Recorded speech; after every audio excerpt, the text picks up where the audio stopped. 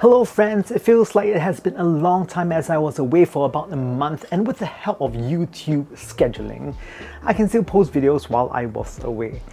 Anyways, I'm back today and we will talk about a rather cute midget dongle.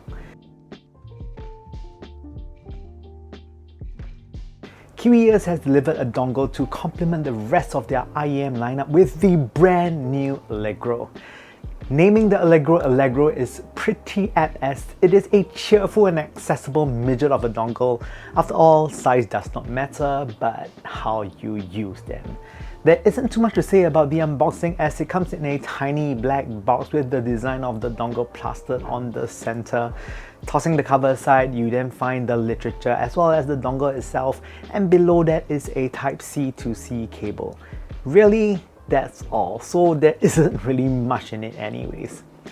What might have caught your attention so far would be the design of the dongle. It brings me back to an era of 8-bit gaming with the Allegro shaped to be a deformed NES controller.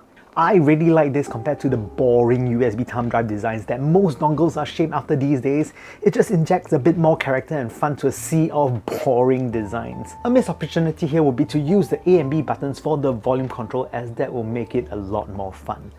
Metal is a material of choice for the Allegro and it feels rather sturdy but short. Inside the Allegro is a ESS9028Q2M DAC chip that has really low distortion. It sports two outputs, 3.5mm with 70mW at 32 ohms and at 4.4mm 155mW at 32 ohms, which is honestly more than adequate when you are looking to drive your IEMs. Volume control here is handled by two buttons on the side of the chassis, like how most other dongles are. Also, the Allegro costs a measly 59 bucks, so this is quite an affordable option for friends who are new. Sound. Although the price and looks of the Allegro is midget-like, the sound, however, is bigger than the package implies. The Allegro is a natural-leaning warm dongle that colors music subtly, allowing for a sweet and enjoyable listen. It is tuned in a way that many folks would enjoy. In a way, I would say that the Allegro has more of an analog-like sound, and that is pretty charming in its own way. It is clean, cohesive, and pretty articulate for its asking price. Not only that, the Allegro has a smooth character that can complement less refined IEMs that has slight roughness, especially in the cheaper segment. Despite the smoothness, it still mutters up good details to unleash the full potential of these IEMs. Dynamics on the Allegro is decent, which makes contrast between the loudness and softness more obvious, providing a more interesting listen. Bass. Bass presentation is natural on the Allegro. There is no overemphasis of bass, which makes music more true to life. The overall bass texture on offer is very competent and is complemented with lifelike transients as well. Bass control is very apt, especially considering the price. Mids. When it comes to mids, the Allegro tints it slightly warm, and this is the most apparent in vocals. Not only that, the mid-range has a smooth character that works very well with more affordable IEMs, which it is designed for. This is as more affordable IEMs tend to be a little bit rougher around the edges, and this smooth nature can allow them to be more enjoyable.